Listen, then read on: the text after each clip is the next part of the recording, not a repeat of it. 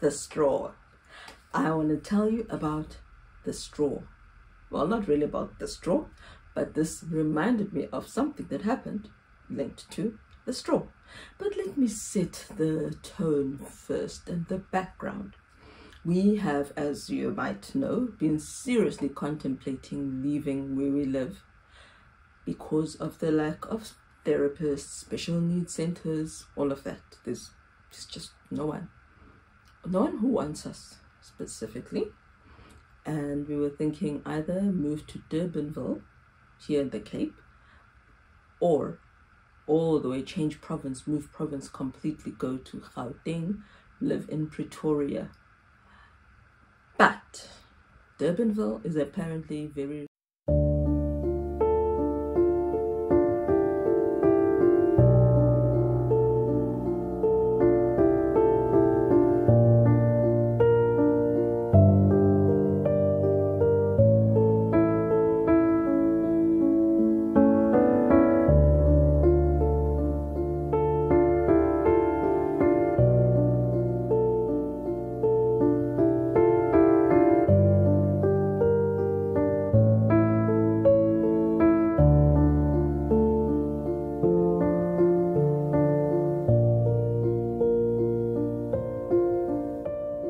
racist. Having lived amongst overt racists before, we don't ever want to repeat that experience again.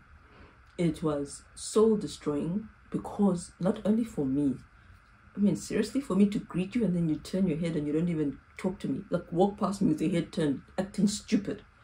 But more importantly, for the police who were following my children at age 10 and 9, asking them, where do you live? Show us where you live, and following them. That was not on. It's fine to tell the children, and I do warn them, and we warn them a lot about racism, so they know that it's not them. The people are the problem, those who are racist, who they will come across. But also, the time we were chased across, followed across a highway by police, and I felt powerless and scared that they would kill us. I don't ever want to go through that again. And though Durbanville is more closed up, it's not like Maritzburg where it's open and farmland, but I don't want to ever repeat that, have that happen again, where police are sent to watch you just because you happen to be black and you're walking in your own neighborhood. So Durbanville, it's a bit iffy because of the racism. Second, because the homes are not like ours. Ours is in a very good location in terms of noise. Across the road is a playground, children's playground, and there are not many children here. So, and it's like far, so you don't even hear them anyway. You don't even hear the dogs that go there. Next door is a new family that just moved in there. They're not noisy at all.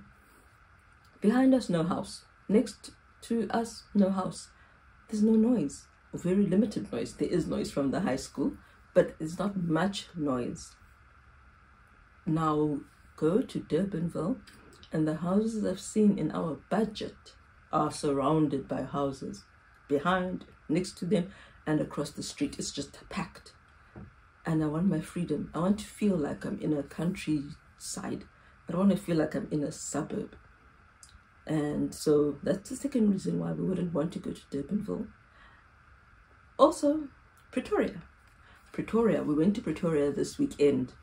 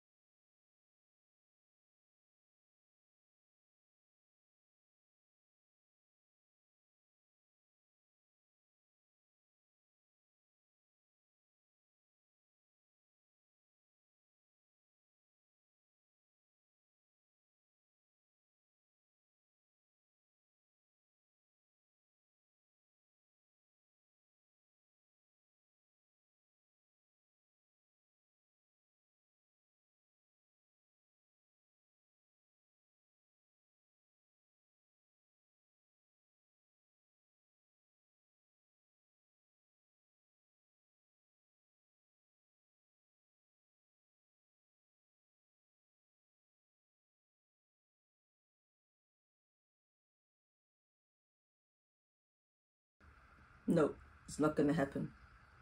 I don't know if it's all parts of Pretoria, but the parts we saw, it was dusty, as if sand just blows from somewhere. I don't know where it comes from. I'm sure the mines are in Johannesburg, not in Pretoria. I don't know if there are mines in Pretoria, but it was sandy. The roofs were sandy, the floors, the ground, the road, the pavement, everything is just this film of brown, reddish sand. I don't do dust. It's not good for me, and I don't want to see it either. So that was a turn off. Some poor woman was watering her I don't know, a patio, her porch, to get rid of the sand. That's how it is. I'm not the only one who doesn't like it. So I don't know. That's the one reason. And also, it's just dry. It's just a dry, and when it gets hot, it gets very hot. It's just a dry, dreary place. You see a little hill, it's brown and rocky. You can't ever compete with Table Mountain. You can't compete with our ocean. At least Durban, Natal, they've got the ocean, those who are on the coast, and that ocean is warm. Ours is cold, but Pretoria is just boring and sandy and dusty. Well, the parts we saw. And kind of run down. It's really kind of run down. It's not really, the infrastructure doesn't look that good. The other thing I liked, though, is that it's so much more integrated than Cape Town. Truly. It's every area. Upmarket, low class, whatever it is. The poor and the rich. Well, not the poor, like the township. But in the suburbs that could be upmarket versus the ones that are cheap. All races are there. And I like that. I like that there's no, there's only one black family on this street like us.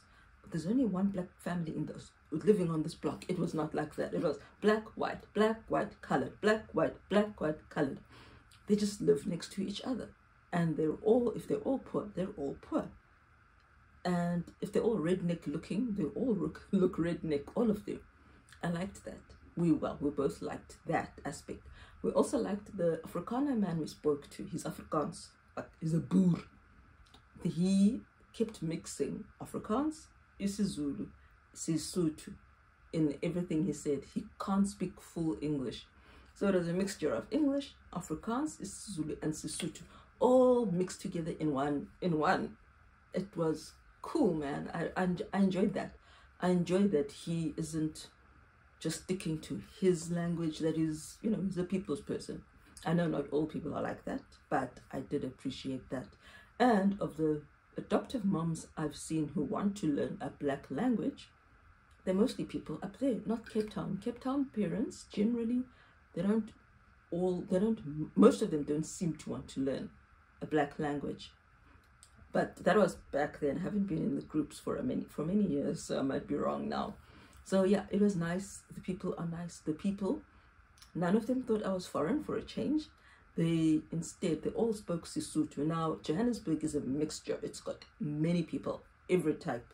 Venda, everyone is there. And they spoke to me in Sesotho. I didn't expect it because I'm so used to black people, Xhosa, like here in the Western Cape. So to have someone saying, Ligaye me, dumelang me, it was nice because I'm a Sotho. And anytime I hear Sesotho, I think of my father. His warmth.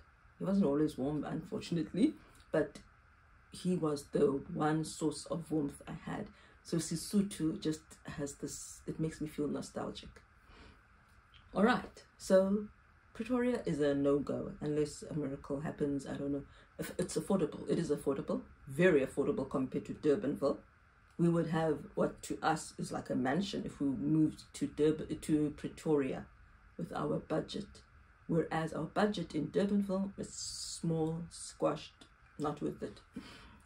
But as I said, the dust. So now, here's the other reason I wouldn't want to move. There are sections of Pretoria, probably the, more upmarket places, where there is racism and it's felt, it's overt. In the farms especially, you can feel it. And I don't want to. I don't want to risk going to an area I don't know, where the crime is more violent where I will not have a husband. Even okay, sometimes he travels a lot, yes, but now he will not be there at all, except for weekends, because he works in the Cape. So he'd only be with us on weekends, and that makes us scared. So that's the other reason why we wouldn't move. But again, as I said, a new place, new neighbors, I don't know. My children take walks, so we will start, all of us, or whoever will take care of them, take walks around the neighborhood. We want to mingle with the people and just take walks.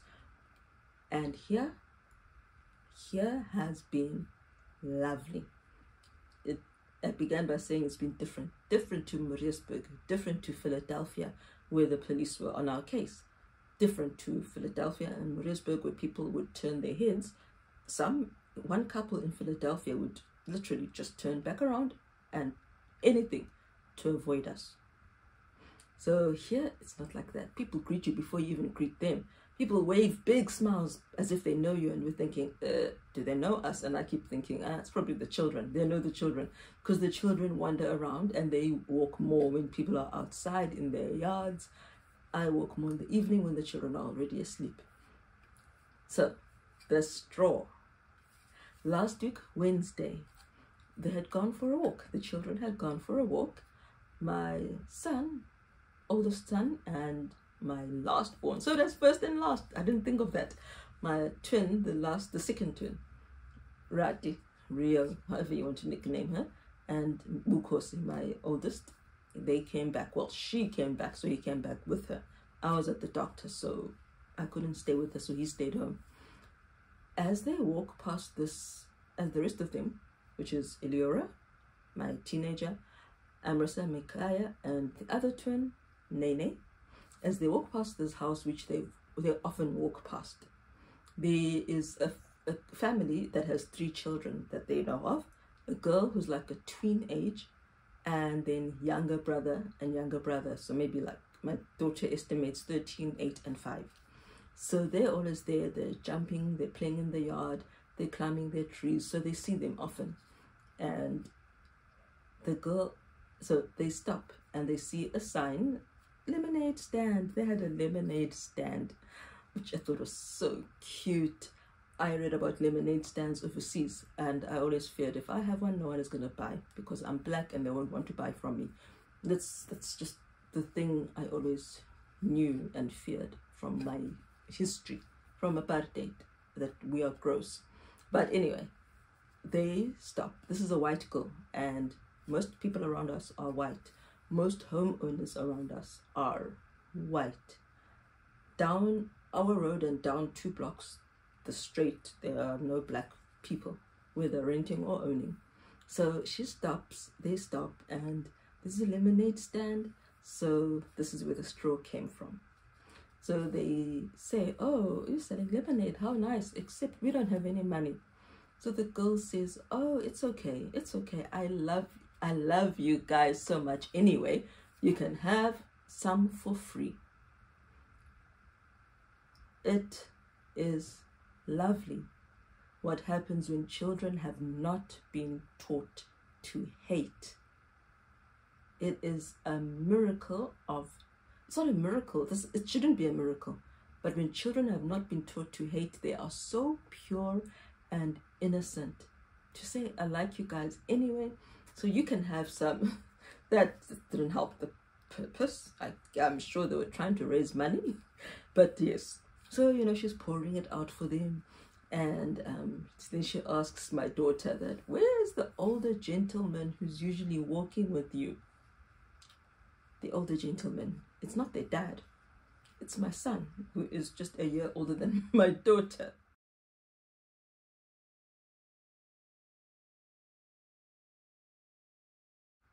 But my son has this thing where he puts on old-fashioned sunglasses, like Magnum PI type sunglasses. And so maybe he looks old in her eyes. So my daughter explained that, well, he's at home because our other sister threw a hissy fit. So Ella said, can I please take a cup for him? So she said, no, go ahead. So they left. And then as Ella was walking, she thought, let me go get my last 50 rand note in my wallet and go pay for this lemonade.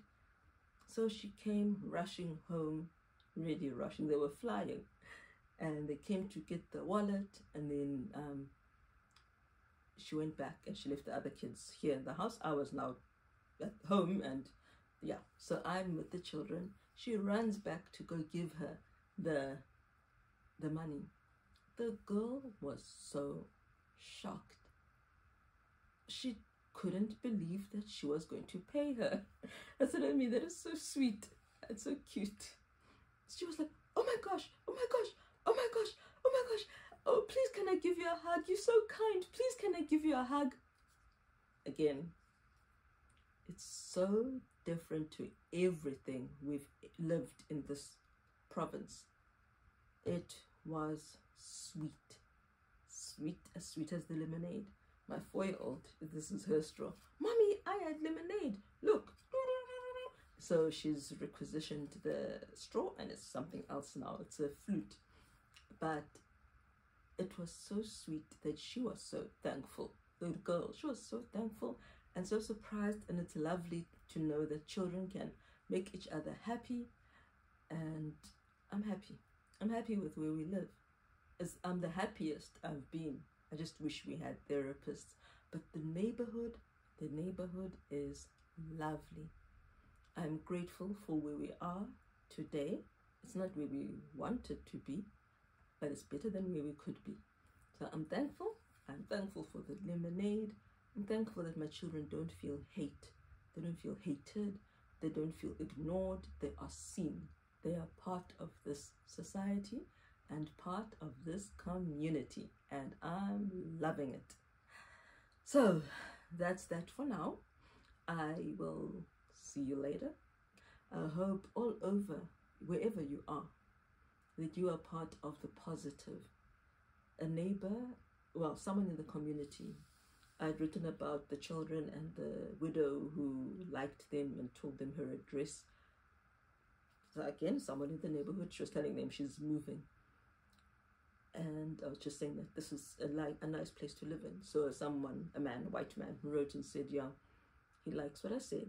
And it's sad because on the other hand, there's a black family in the street they live in, and they seem to just despise the white people, which is they despise them and other neighbors. And it's so bad that the children, when the children wave at him, he doesn't feel comfortable waving back. And I understand what he means, but not feeling comfortable. When someone hates you, you just, yeah, there's just this feeling. And it's sad. It's sad because we shouldn't hate all white people, because not all white people are harmful to us. Reverse racism is also racism, and I'm just a peace lover. I'm a peace lover. I just want us all to work together to fix this country. That's all I want. So let's work together. Let's ask God to cleanse us of all hatred, and let us work together for the good of our country and for the good of the other. Have a good evening, day, morning, afternoon. Bye. See you later.